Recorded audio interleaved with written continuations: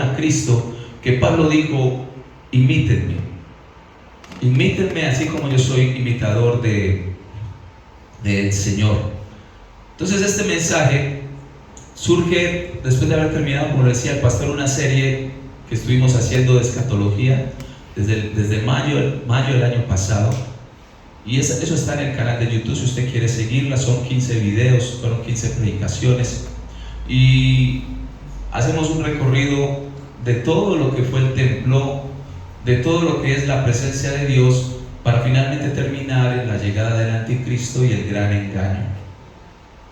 Y dentro de ese gran engaño hay una situación, y es que el creyente actual se deja deslumbrar mucho por las cosas materiales, se deja deslumbrar mucho por las cosas banales de este mundo, que muchas de ellas, o la mayoría diría yo, no son malas, pero cuando pasan a ser el primer lugar, se convierten en un problema, porque nos apartan de Dios, nos alejan de Dios, quitan nuestra mirada de las cosas eternas, para que nosotros, muchas veces en nuestra angustia, nuestra necesidad, nuestra preocupación, quizá también, ¿por qué no decirlo?, nuestro materialismo, hace que nuestra mirada en Cristo se ponga en las cosas terrenales.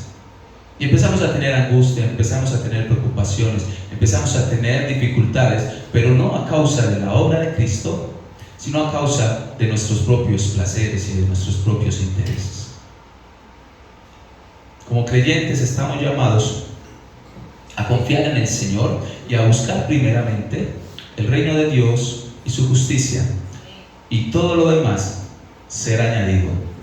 Y si no fuese añadido, ya te llevaste la mejor parte, porque has encontrado el reino de Dios y su justicia, que es lo eterno, que no es lo banal. Entonces, cuando vengo acá a este mensaje, el Señor me lleva con su Espíritu Santo a buscar algunos pasajes bíblicos. En este caso, digamos, voy a hacer vamos a tener un mensaje como tal temático. Va a ser un mensaje temático, porque vamos a pasar por varios pasajes bíblicos donde Pablo dijo. Precisamente el mensaje se llama Pablo dijo. Padre, te damos gracias en esta hora de la mañana. Señor, seguimos con nuestro espíritu dispuesto delante de tu presencia, conectado a tu Espíritu Santo para que hables a nosotros. Queremos ser sensibles, queremos ser vulnerables a tu palabra, Señor. Queremos ser dóciles a tu mensaje. Queremos entender, Señor, que la vida del creyente es una vida de victoria, pero también es una vida de sacrificio, es una vida abnegada. Es una vida, Señor, donde el mundo no quisiera seguirla, y precisamente por eso el mundo no te acepta, no te recibe como Señor, porque el mundo quiere vivir para sí, el mundo quiere vivir en sus deleites. Pero qué peligroso es cuando ese mundo se mete en el corazón de la iglesia. Por eso, Señor, rogamos que tú nos ayudes a entender, que abras nuestro entendimiento, Señor, y que no solamente oigamos, sino que guardemos y también hagamos tu palabra. Señor, gracias por estos hombres que han sido referente a través de los años en nuestras vidas. Gracias por este hombre como Pablo, porque a través de él, Señor, no solo inspiraste tu palabra, sino que con su vida sigues inspirando a muchos de nosotros hasta el día de hoy, y lo seguirás haciendo. Y así mismo, Señor, rogamos que tú sigas obrando tu carácter, tu propósito en nosotros, y de tal manera que nosotros también en algún momento podamos decir: sean imitadores de mí, así como yo soy imitador de Cristo. Pero no para nuestra gloria, Señor, sino para que tu nombre siga siendo reconocido a través de las naciones. Gracias, Padre, en el nombre de Cristo Jesús. Amén. Entonces, iglesia, la vida del creyente debe ser un reflejo de Cristo. La vida del creyente debe ser un reflejo de Cristo. Permiso. La vida del creyente debe ser un reflejo de Cristo. Tú y yo somos creyentes, debemos reflejar a Cristo, porque a eso nos ha llamado el Señor, a conocerle, a aprender de Él, a vivir como Él vivió. Y solo de esta manera, iglesia, usted y yo evidenciaremos que pensamos, que decidimos y que también vivimos para Él. Es de la única manera. Evidenciar que Cristo realmente gobierna en nuestras vidas, que realmente Cristo gobierna en nuestros corazones y que vivimos por Él, vivimos en Él y vivimos para Él. El ser humano desde siempre, iglesia, ha querido hacer su propia voluntad. Vámonos hasta Adán y Eva, desde allí, y ha decidido hacer sus propios planes. Y aunque esto, iglesia, no es malo del todo, nosotros sabemos que puede llegar a ser una distracción para decidir vivir una vida realmente enfocada en el propósito y en el plan perfecto de Dios. Muchas veces lo bueno no es lo mejor para el creyente. Y tenemos que entender y pedirle a Dios la sabiduría de que muchas veces lo bueno, que puede ser mi plan, que es bueno, no es lo perfecto, que es el plan de Dios, que es mucho mejor. Hoy vivimos en un mundo de las distracciones. Emanan, salen, fluyen, emanan a flor de piel. Desde las redes sociales se nos ha enfocado mucho el yo. Es casi imposible no ser atraídos a alimentar el yo, la vanagloria, la autogloria. Es difícil de alguna manera vivir en una sociedad que es hedonista, que hace mérito, defensa, apologética al placer. Entonces, iglesia, para el creyente, a veces también puede ser un poquito difícil entender que la vida del creyente es abnegada, que la vida del creyente implica sacrificio, que la vida del creyente implica renuncia, y son palabras que no nos gusta escuchar. Jesús dijo: el que quiera venir en pos de mí, tome su cruz y sígame. Y dentro de la iglesia, desafortunada y tristemente, no es la excepción de lo que vemos afuera. Dentro de la iglesia vemos a hombres y a mujeres que ponen sus intereses personales antes de poner los intereses y los propósitos de Dios por delante. El objetivo de este mensaje es que, como seguidores de Jesús, usted y yo, como hombres y mujeres que amamos a Dios, podamos en esta mañana, si quizá quitamos la mirada, volver a poner la mirada en Dios. Poner la mirada en las cosas celestiales. Quitar un poco la mirada hacia nosotros mismos.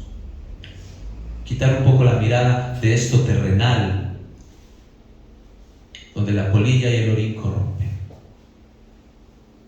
Uno de los hombres, como ya les dije, que más admiro es Pablo.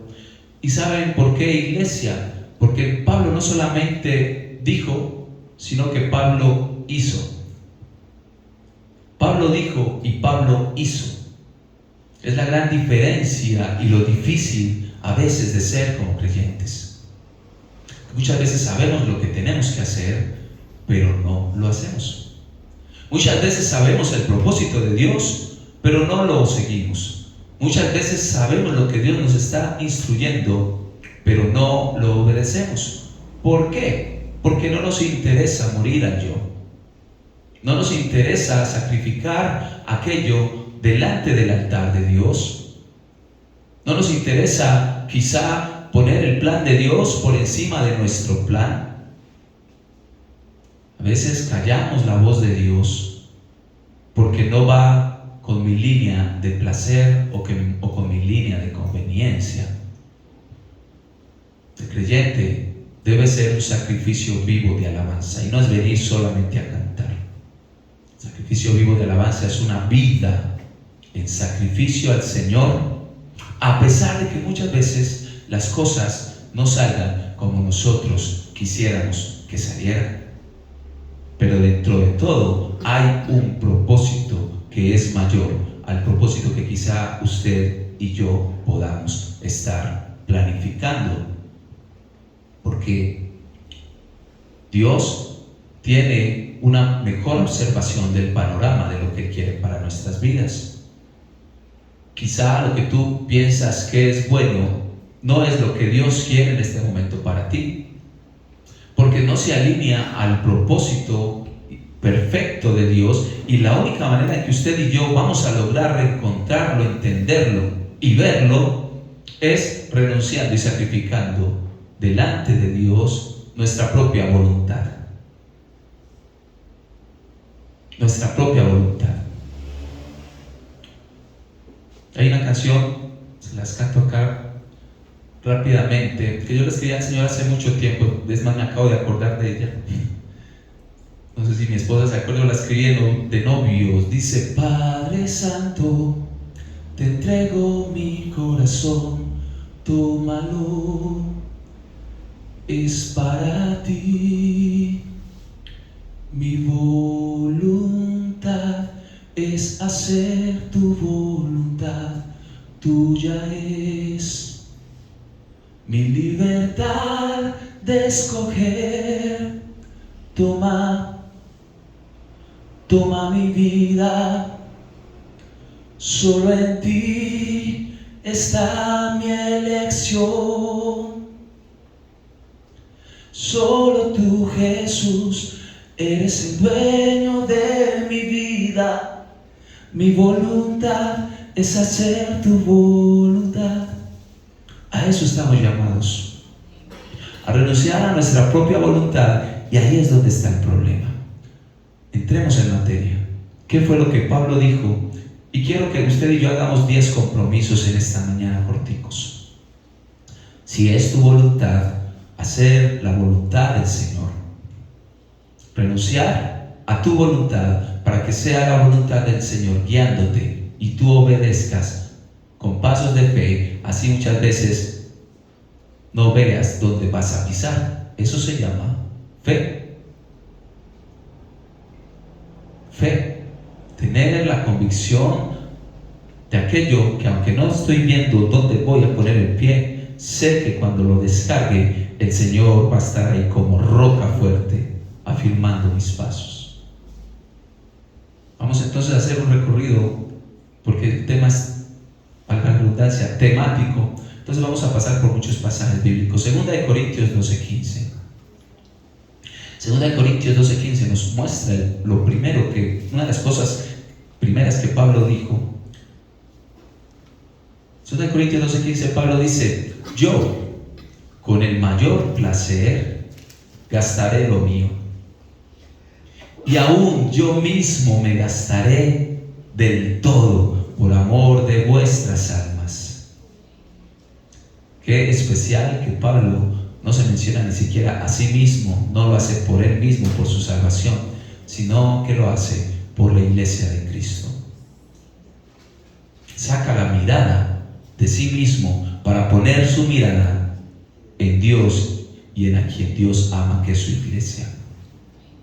Y Pablo dice: aunque yo amándolos más, sea amado menos. Pablo no esperaba recompensa de aquellos por los cuales Pablo se estaba gastando.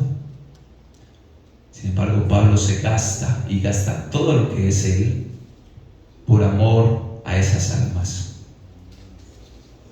Entonces, la primera afirmación o el primer compromiso tal vez delante del Señor es que usted allí por un momento diga: Señor, ayúdame a sacrificarme por el otro. Me sacrifico, Señor, por el otro. El segundo pasaje está en Gálatas 1:10. Gálatas 1:10, carta a los Gálatas. Pablo dice: yo no ando buscando que la gente apruebe lo que digo, ni ando buscando quedar bien con nadie, porque si así lo hiciera, ya no sería un servidor de Cristo. Para mí lo más importante es ser aprobado por Dios.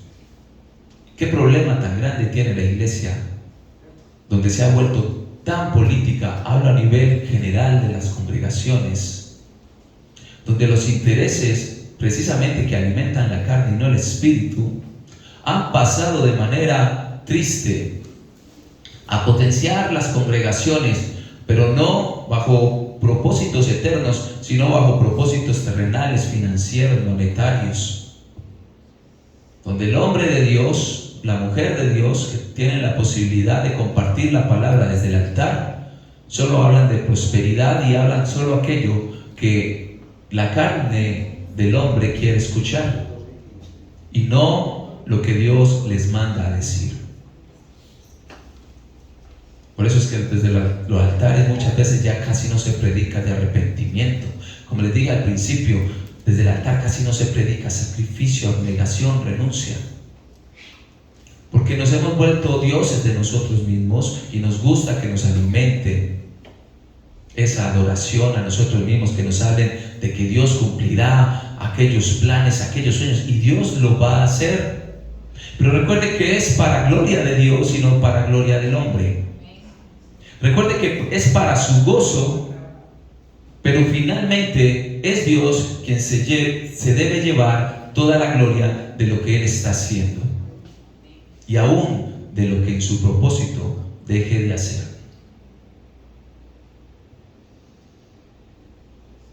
Entonces, diga para sí mismo, dígale al Señor: Señor, tengo la convicción de agradarte antes que a los hombres. Es necesario obedecer a Dios antes que a los hombres. Y este mensaje se hace muy necesario, por lo que la iglesia ahora se está preparando a vivir. Filipenses 1, 21, 24 sería nuestro tercer. Pablo dijo, Filipenses 1, 21 a 24, Pablo dice: para mí el vivir es Cristo, muy conocido, y el morir es ganancia. Y muchas veces lo decimos con cierto aire de mártir, sin entender lo que eso implica. Porque es tan fácil hacer lo que Pablo dijo, pero es tan difícil vivir lo que Pablo hizo. Realmente nosotros estamos teniendo a Cristo como nuestra mayor ganancia en la vida y aún en la muerte. Siempre se ha dicho desde este altar y desde todos los altares que he podido escuchar mensajes. Nosotros aquí, particularmente en Colombia, como cristianos, estamos en el cielo. Y la poca presión o persecución que usted pueda sentir no se compara a lo que vivieron los primeros discípulos y a través de la historia o actualmente en otros países. Entonces, para acá nos puede hacer muy fácil decir: para mí el vivir es Cristo y el morir es ganancia. Pero ¿qué tan convencidos vamos a estar cuando le pongan un arma en su cabeza o a un ser amado suyo, a un hijo suyo, a sus padres o a su pareja? Realmente estas palabras que Pablo dijo van a ser en su vida también una vivencia, una realidad.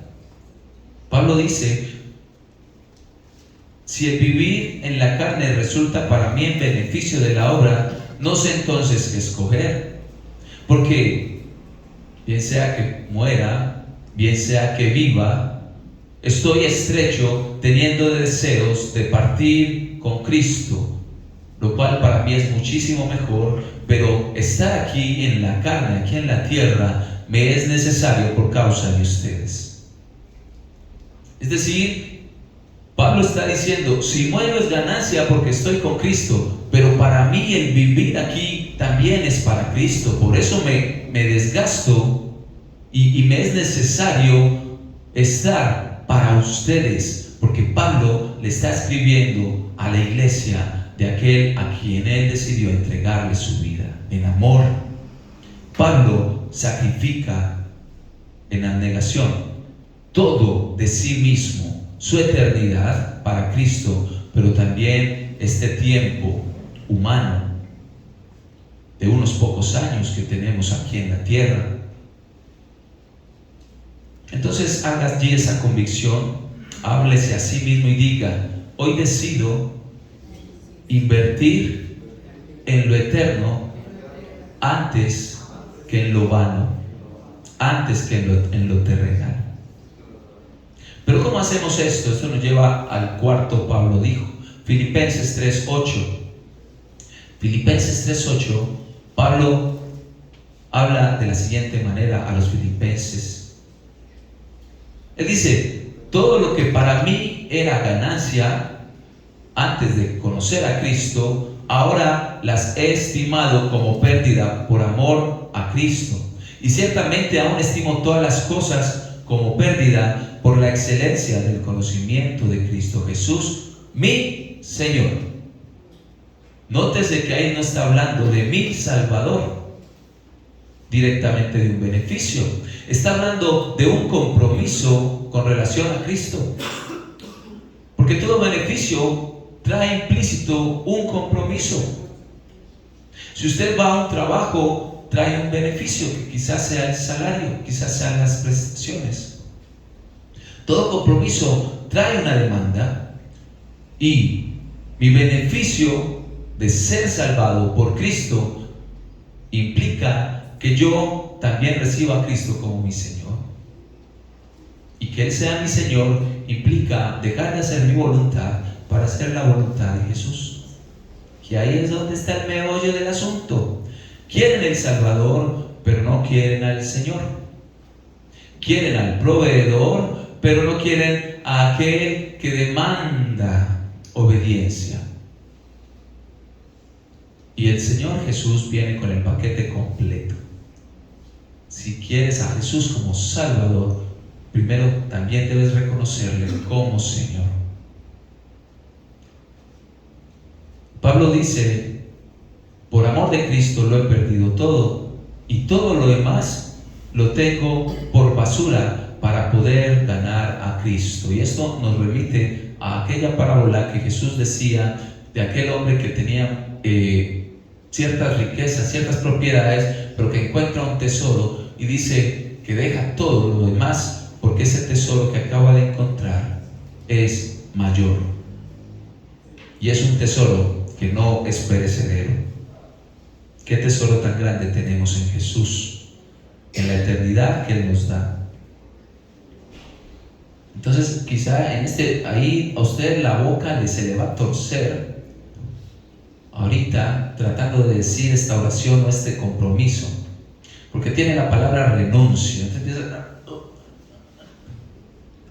Entonces ahorita, yo veía un video ayer donde, hago un paréntesis, veía un video ayer donde el esposo le dice a la esposa que lea electroencefalograma, unas palabras súper complicadas, y la esposa las lee muy bien. Ahí con el permiso de mi esposa, que no me vaya a regañar.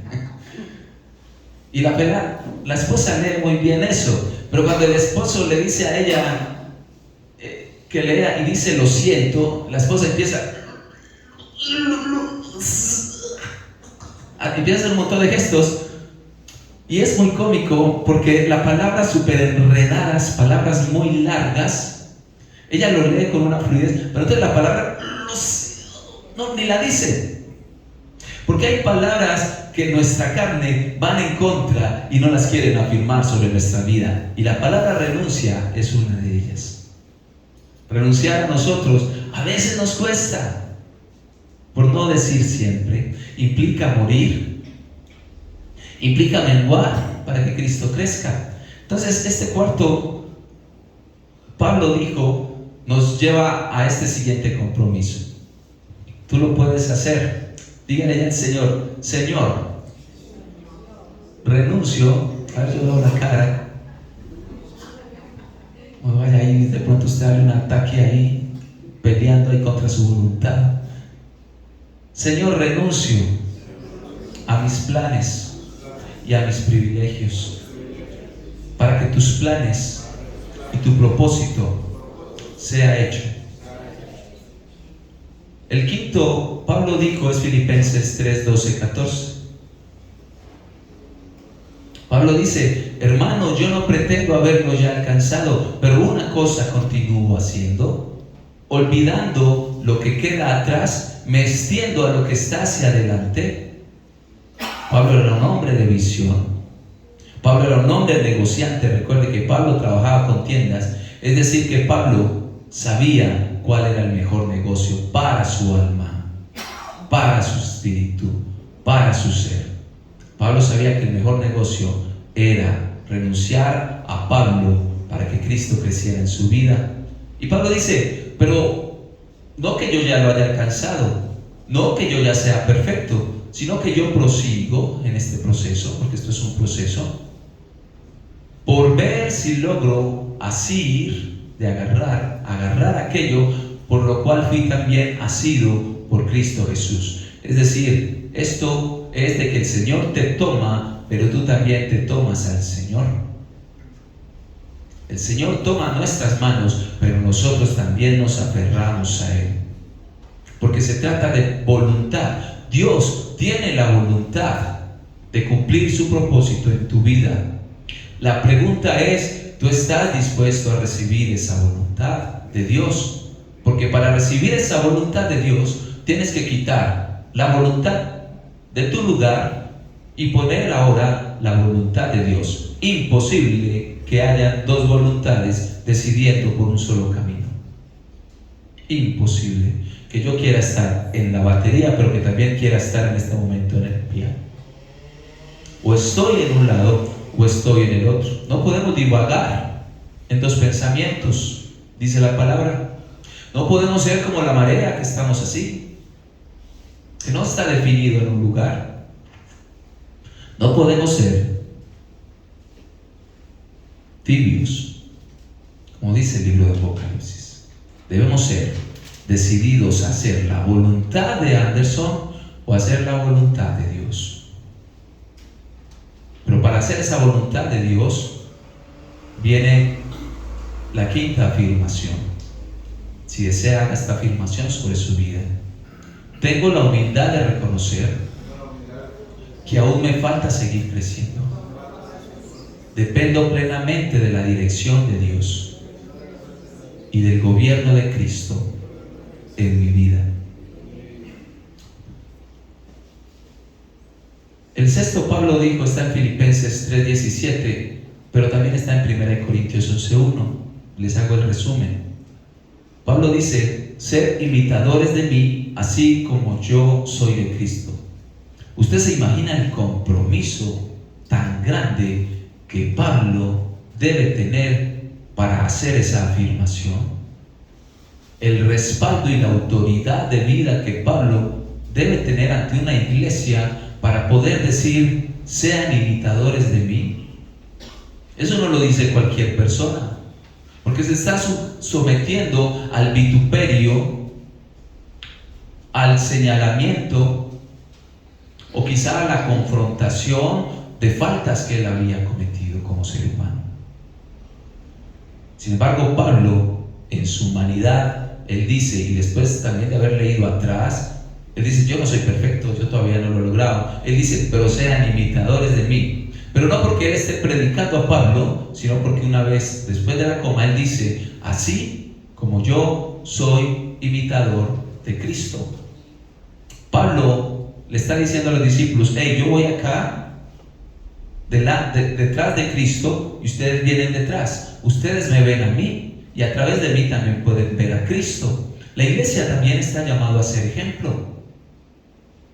Pablo dice en el versículo 17, hermanos, sean imitadores de mí y miren a los que así se conducen según el ejemplo que tienen en ustedes. Es decir, Pablo también reconoce que él no es la última Coca-Cola en el desierto. Él dice, hay otros hermanos que también pueden ser un referente de Cristo para sus vidas, un ejemplo de cómo vivir para Cristo. Y él dice, hermanos, sean imitadores de mí y miren a los que así se conducen según el ejemplo que ustedes tienen. Porque por ahí también, ojo a esto, iglesia, ¿quién es usted? Si usted estuviera en este pasaje y tuviera que definirse en alguno de los dos bloques, ¿quién es usted? En los que Pablo dice, imítennos, o en los que Pablo dice, pongan cuidado, no los imiten. Pablo dice, habla primero de un tipo de persona que busca a Dios, sigue a Dios y refleja a Cristo, pero ahora dice, porque por ahí andan muchos de los cuales les dije muchas veces, y aún ahora se los digo llorando, que son enemigos de la cruz de Cristo. Y Él no está hablando de la gente de afuera, Él está hablando de la gente de adentro. Pero que están dentro del pueblo de Dios, pero que no son del pueblo de Dios. Pablo dice, el fin de los cuales será la perdición. Entonces, si ponemos nuestra mirada en esos hombres, iglesia, está siguiendo un mal ejemplo. Y él dice, cuyo Dios es el vientre, el paladar, la carne, lo terrenal, y cuya gloria es su vergüenza, que solamente piensan en lo terrenal. En lo terrenal. En esta tierra hay cosas muy buenas, por supuesto, pero cuando eso terrenal te lleva a apartarte de lo eterno, ya no es tan bueno. Si a mí me ponen un huevo con arroz, me lo disfruto. Gloria a Dios, mi esposa sabe como que me encanta. Pero si me ponen el otro plato acá al lado, la bandeja paisa con su arroz, con su huevo, su chicharrón, sus frijoles, su patacón, su aguacate con sal, con su mazamorra. Yo no es que sea carnal, yo elijo lo mejor para mí. Iglesia, tienes lo vano, tienes lo eterno, tienes lo terrenal, tienes lo celestial, tienes lo perecedero, tienes lo que no muere, tienes la vida o tienes la vida en abundancia. ¿Te quedas con el arroz con huevo que es bueno o te quedas con la bandeja paisa? Ya, si a usted no le gusta la bandeja paisa, pues hermano, se equivocó de departamento. Pero entonces, si no le gusta la bandeja paisa, quizá haya algo que le guste más que el arroz con huevo. Pero yo sé que acá todos preferimos la eternidad antes que lo terrenal. Entonces, detrás de nosotros hay muchas personas que nos están mirando. Hace poco nos invitaron a Brazos Abiertos y precisamente el mensaje se llamaba legado. Legado. Quizá en algún momento lo pueda compartir acá con la iglesia. Y hablaba desde la responsabilidad de ser luz como hijos de luz que somos. Si realmente sí estamos dejando ese legado que Cristo nos dejó, y si estamos siendo ese canal de permanencia y transición hacia nuevas generaciones.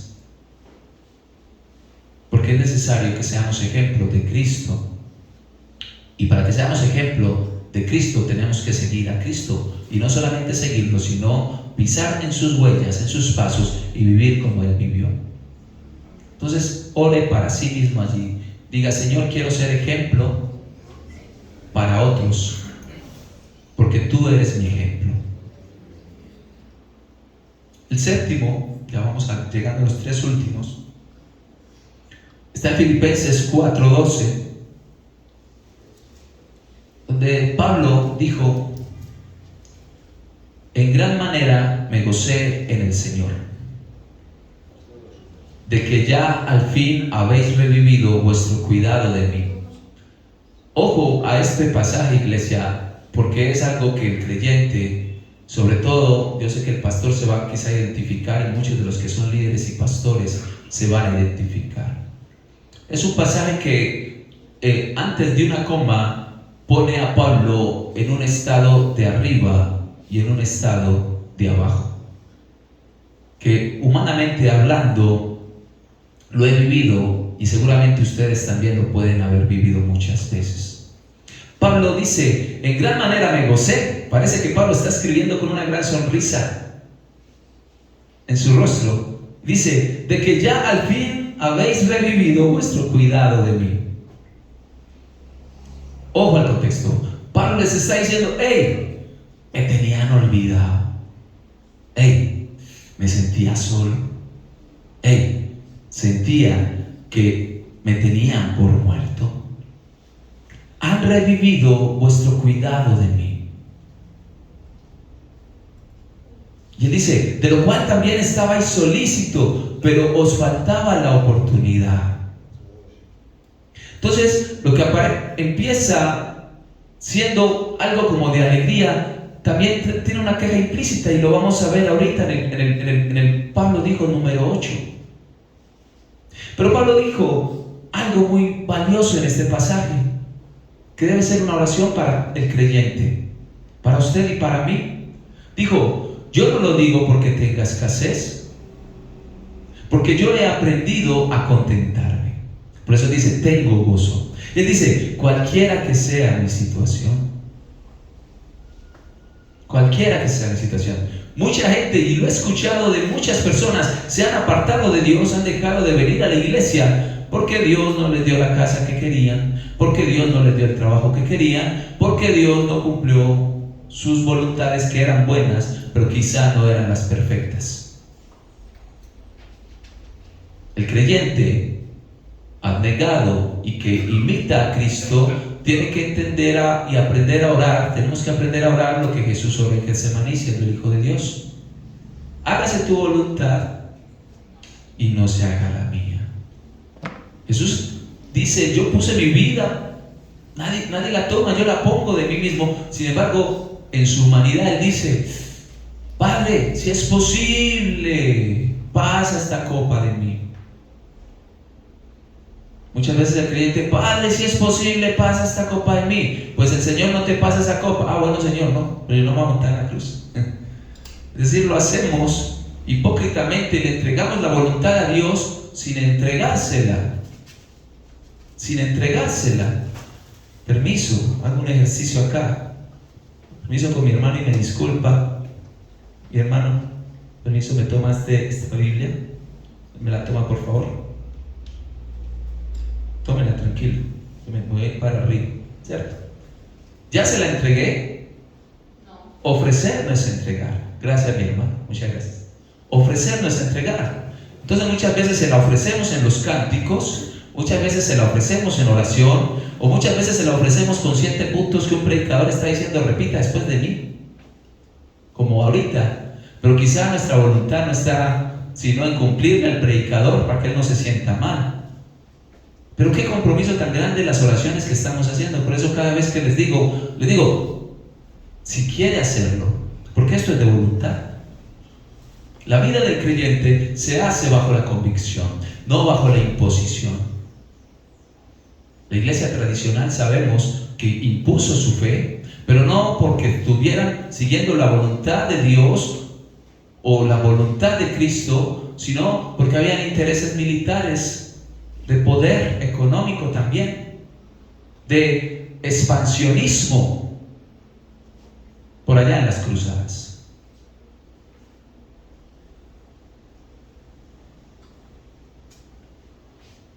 Porque no era el propósito de Dios lo que querían hacer, o la voluntad de Dios, sino la voluntad de ellos mismos como institución. Hicieron mucho daño a la iglesia hasta el día de hoy. Muchos sacrifican el evangelio a causa de esas acciones. Y en ese sacrificio también lo sacrifican a usted, evangélicos. Procuran ser buenos y son más malos que el mismo diablo. Porque desafortunadamente no mostraron a Cristo y no usaron las maneras que Cristo nos enseñó. Entonces, esto que estamos haciendo acá, lo tenemos que hacer con convicción, iglesia. El llamado que yo les hago es a esto, que podamos no solamente repetir la oración, sino caminar en nuestras vidas sobre esa oración.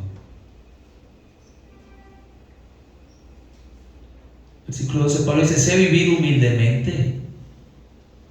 Y eso no le gusta a muchos creyentes,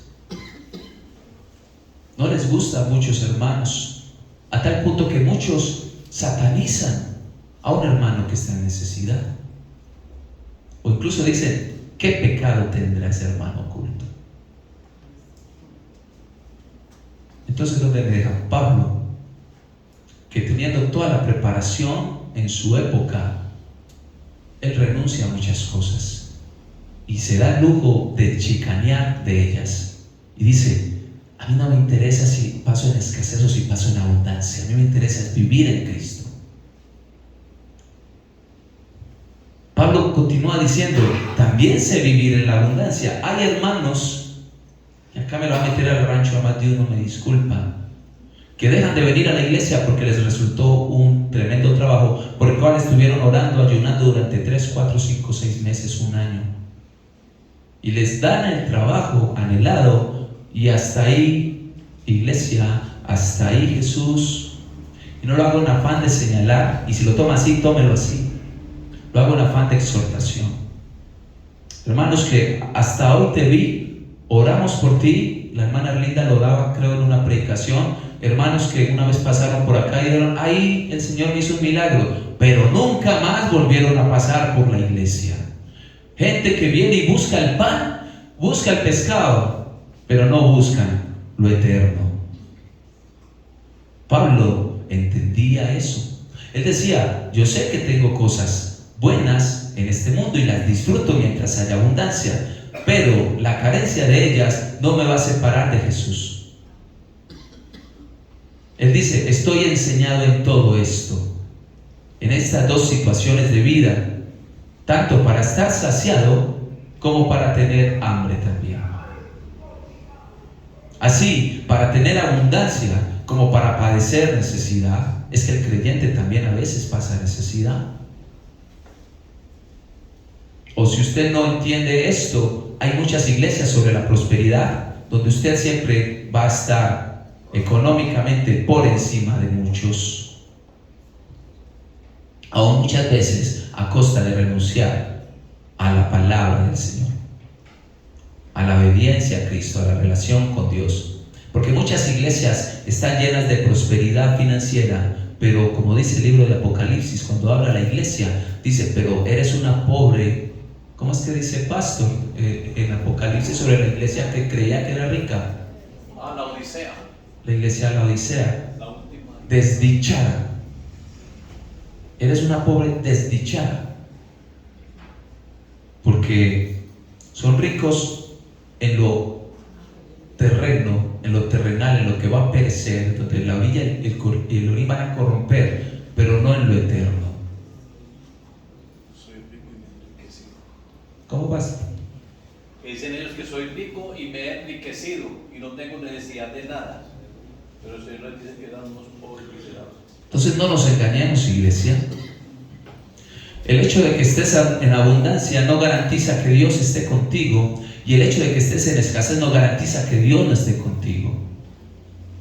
Dice en el octavo, Pablo dijo, en la soledad, en el versículo 15, en el octavo Pablo, esto va relacionado con el 7, como les decía ahorita, versículo 15 dice, 2 Timoteo 1 del 15 al 18, en el versículo 15 dice, ya saben esto, que me abandonaron todos los que están en Asia. Pablo está hablando no de sus familiares, está hablando de creyentes que fueron beneficiados y bendecidos por el trabajo misionero, por la obra de evangelismo, de llevar, de pastorear esa congregación. Pablo dice, los de Asia me abandonaron, de los cuales son Figelo y Hermógenes. Qué boleteada. Pablo le habla con nombre propio de esos hermanos. Hasta hoy acá estamos hablando de ellos. Pablo dice, tenga el Señor misericordia de la casa de Onesíforo. Qué bonito. Ojo al cambio del tono. Pablo dice, sino que cuando estuvo en Roma Onesíforo, me buscó solícitamente. No lo buscó solícitamente, es decir, hizo lo imposible para llegar donde Pablo y me encontró. Ese hombre Onesíforo, que no sabemos mucho de él, Pablo dice, él me buscó solícitamente y me encontró. Y Pablo hace una oración por él. Pablo dice, concédale el Señor que haya misericordia cerca del Señor en aquel día. Y cuánto nos ayudó en Éfeso, tú lo sabes mejor, le está diciendo a Timoteo. Pablo está hablando de dos situaciones donde unos hermanos a los que Pablo les sembró mucho, lo abandonaron. Cuando Pablo estaba en Roma en la cárcel, y Onesíforo va y lo busca a la cárcel a una costa de poner en riesgo su propia vida. Eso se llama solícitamente. Solícitamente es salir de la comodidad, salir incluso de la seguridad, poner al servicio de alguien un esfuerzo mayor para beneficio de la obra de Dios, para gloria de Dios, para beneficio de un hermano o de una hermana. Onesíforo se fue y se metió a la cárcel visitando a un hombre que estaba allí en condición de cautiverio, que era Pablo. Entonces haga esta afirmación que es un consuelo para usted y para mí sobre su vida. Haga esta oración en este. Pablo dijo: en la soledad y en el abandono de los que deberían acompañarme, Dios también me ha enviado compañía de donde menos lo esperaba. Versículo 9, Pablo dijo, 1 Timoteo 4:16 es nuestro penúltimo pasaje.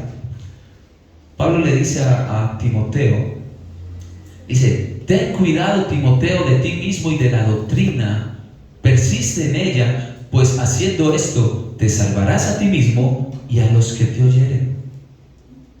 Esto es un compromiso muy grande, lo que Pablo le está diciendo a un joven llamado Timoteo. Cuánto más a nosotros que llevamos tantos años escuchando de la palabra del Señor, siendo formados, siendo enseñados. Haga usted conmigo esta oración. Dígale al Señor: Señor, yo entiendo que soy responsable de velar por mí y de velar también por aquellos que me escuchan, que me ven y que me siguen. Es un compromiso muy grande el que tiene la luz. La iglesia es la luz. Usted es la iglesia, entonces usted es la luz. Y en conclusión, antes de darle el último punto, el creyente debe hablar como titula este mensaje. ¿Cómo titula este mensaje? Pablo dijo. Pero en este mensaje solamente es el inicio. Este es el primer mensaje en 20 años que llevo compartiendo la palabra del Señor, que tiene 2 títulos. Uno al principio y uno al final. Este mensaje empieza titulándose Pablo dijo y termina titulándose Pablo hizo. Porque finalmente a nosotros no nos hace hombres o mujeres de Dios el decirlo, sino el hacerlo. Romanos 8:28 y también en ese mismo capítulo, el versículo 37 al 39, es muy conocido por todos. Dice: sabemos que a los que aman a Dios, todas las cosas le ayudan a bien. Esto es, a los que conforme al propósito de Dios son llamados. Versículo 37. Antes, en todas estas cosas, es decir, él menciona un montón de situaciones difíciles y él dice: pero, ¿saben qué? En todas estas cosas somos más que vencedores, por medio de aquel que nos amó. Nosotros no estamos a la deriva, iglesia. El Señor te ama y me ama. Versículo 38. Por lo cual estoy seguro de que ni la muerte, ni la vida, ni ángeles, ni principados, ni potestades, ni lo presente, ni lo porvenir, ni lo alto, ni lo profundo, ni ninguna otra cosa creada os podrá separar del amor de Dios que es en Cristo Señor nuestro.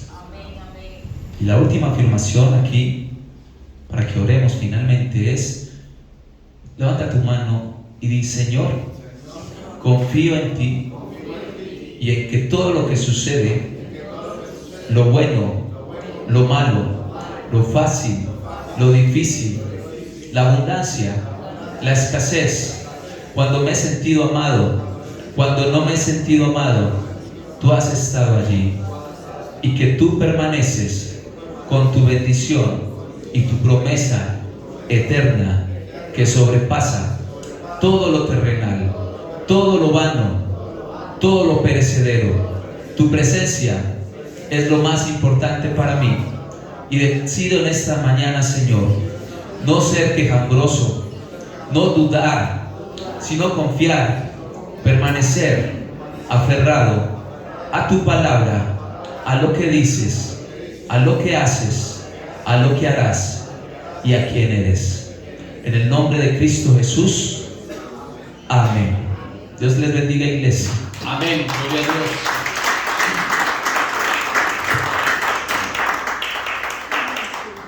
Bueno, gloria al Señor. Recuerden que hay que poner siempre la mirada en las cosas celestiales. Amén. No tanto en las terrenales. Vamos a orar y darle gracias a Dios. Padre, te damos gracias, Dios Santo, Dios bueno, Señor, por tu palabra. Gracias, Espíritu Santo de Dios, porque eres tú, Señor, quien nos direccionas cuando nos dejamos guiar por ti, cuando somos sensibles a tu voz, oh Dios. Gracias por la congregación, que tú le sigas ministrando y llenando con tu presencia, Señor. Gracias por los líderes y por todos los planes y proyectos que tú tienes con cada uno de nosotros. Llévanos en bendición a nuestros hogares en el nombre de Jesús. Amén y amén. Muchas bendiciones.